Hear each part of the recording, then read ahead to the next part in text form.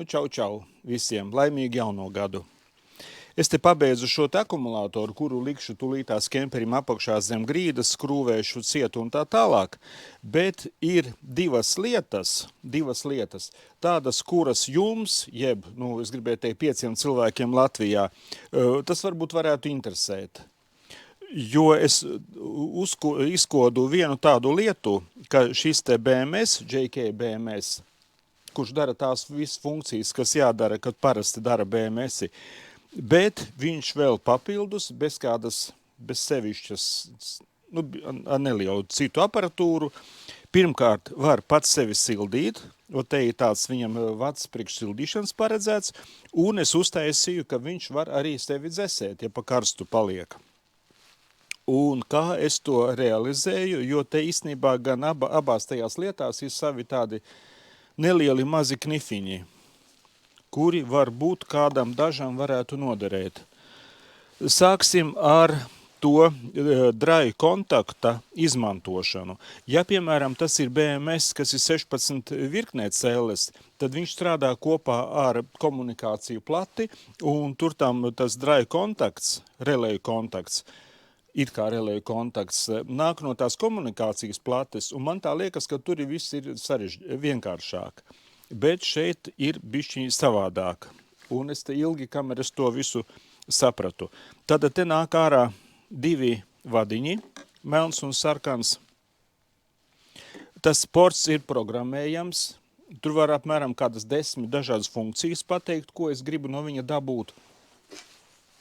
Un kā tas tur izskatās. Tātad, tiec uzzīmēja, te ir tas akumulātors, nevis akumulātors, bet BMS. Viņa nāk ārā tie 2 tievie vadiņi, sarkans un melns. Un es ilgi pētīju, kā viņi tur iekšpusē komutējās. Es īsti nevarēju uzminēt, bet sapratu to, ka sarkanais viņš vienmēr ir 10,7 volti, jebkurā gadījumā vai tas dry kontakta status ir on vai off, tik un tā ir 10,7 volti. Un vienīgais, kur spriegums kustās, tas ir pa melno vadu. Un ja viņš ir stāvoklī off, tad ir 10,7 volti, ja ir stāvoklī on, tad ir 0 voltu šajā te vietā. Un lai tos relējus savus, nevis relējus, bet lai ventilatorus darbinātu, kas man akumulātoru kastē ir, es paņēmu tādu platīti no AliExpressa ar relēju. Es paņēmu viņu, jo viņa tērē 3 reizes mazāk strāvu ieslēgtā stāvokli nekā tie automobīļi 40 amperīgie relēji. Bet problēma te bija tāda, ka viņa slēdzas iekšā tajā stāvoklī tad, ja te ir liels spriegums. A šeit status on, ja spriegums ir 0. Protams, es varēju apgriezt otrādi to ieslēgšanās, tur ir tāds kontaktiņš, viņu var izraut ārā, ielikt savādāk, kad ieslēgšanās ir nevis ar lielu spriegumu, bet ar 0, bet tādā gadījumā es nevarēju viņu izslēgt ārā, jo tā relēja plate barojās no 12-14 volti, šeit ar 10 voltiem nenāk ārā. Var sakot, es te cīnījos un izdomāju tādu lietu.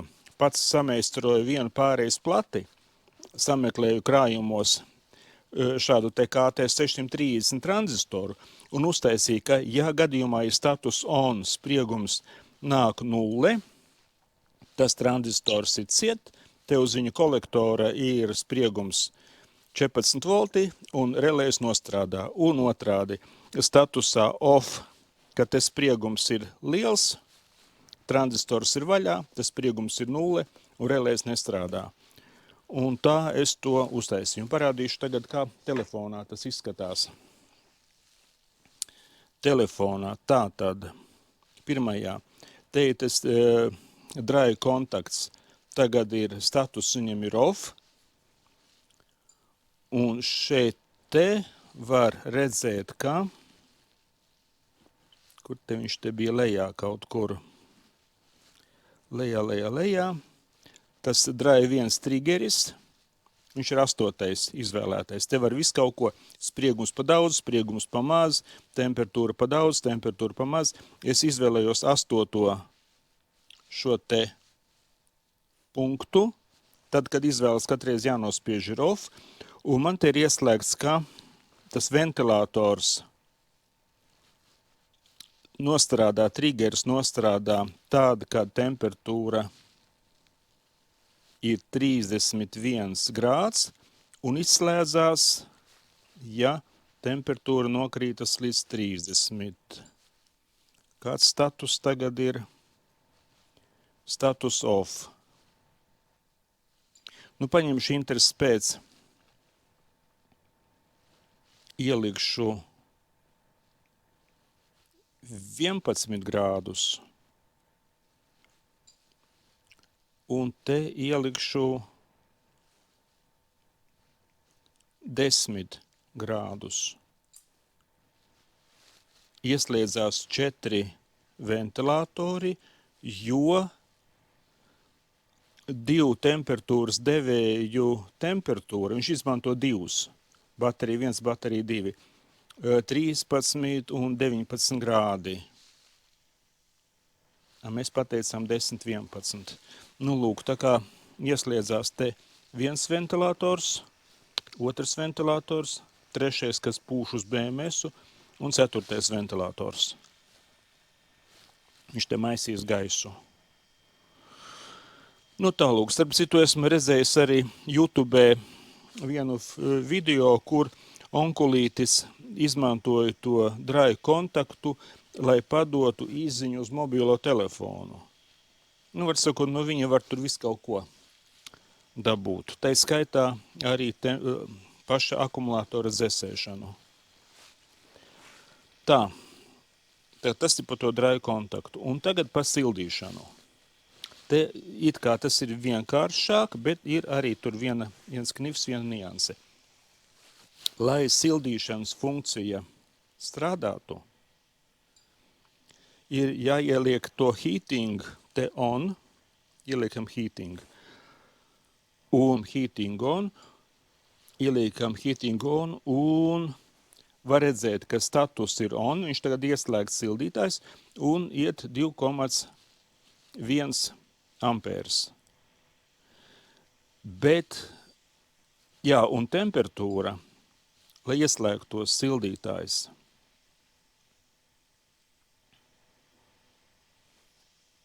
start un stop, te ir 2 temperatūras.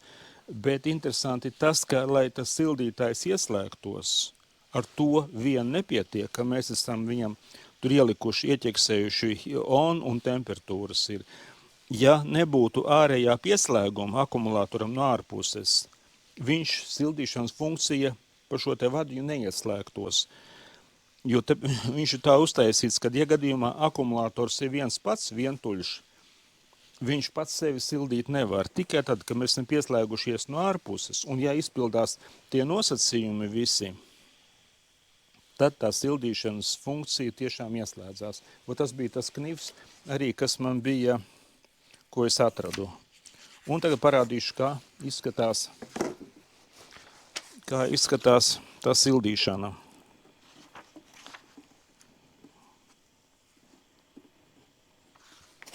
Tā, to lapu rauģu ārā. Attiecībā uz to sildītāju. Tātad šeit ir BMS, te nāk ārā tas zeltenais vadiņš, un viņš to zelteno vadiņu sevi iekšienē rau pie nulles. Un manā gadījumā te ir viens plācenis ielikts sildītājs, apmēram 20 vatīgs, un 2 ventilātori. Viņi ieslēdzas vienlaicīgi. Un es viņus baroju no akumulātora plusa, kas ir apmēram 13-14 volti. Un es tērēju apmēram 2,2 ampēri. Bet, ja kāds gadījumā grib kaut ko jaudīgāku pieslēgt kā sildītāju, te, protams, viegli var ieslēgt relēju starp to zelteno kontaktu un akumulātoru plusu. Un relēs jau pēc tam tad var darbināt jebkuru sildītāju. Attiecībā par maksimālo strāvu es prasīju mākslīgajam intelektam, kāda var būt tā maksimālā strāva. Atbildes bija dažādas. Tur 3 ampēri, 5 ampēri, kaut kur mākslīgais intelekts teica 10 ampēri, bet, kā jūs komentējat, viņš speciāli kā jūsu komentāros, ka viņš speciāli saka nepareizi, lai cilvēki maksas versijas izvēlētos.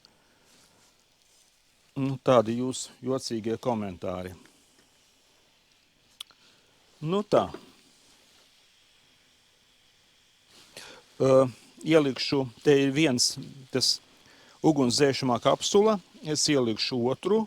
Nu, jūs, protams, sakat, ka viņas nekur neder un ka nav pārbaudītas un viņas ļoti indīgas, bet man liekas, ka labāk ir indīga kapsula nekā, ka nodeg kemperis. Un nav pārbaudītas un tā tālāk. Tad šajā galā es ielikšu otru. Taisīšu viņu ciet. Es saprotu, ka jūs sakat, ka alumīnijas tas ir sliktākais materiāls, kas var būt, un jūs profesionāļi no alumīnija netaisat, jūs tur super kaut kā izvēlaties, un jūs tur gremdējat mašīnu 3 dienas zem ūdens, lai pārliecinātos, ka kaste ir hermetiska, un tā tālāk. Un tā čiki briki uzreiz tā akumulātorus arī neviens netaisa, bet es uztaisīju. Labi, laimīgu jauno gadu!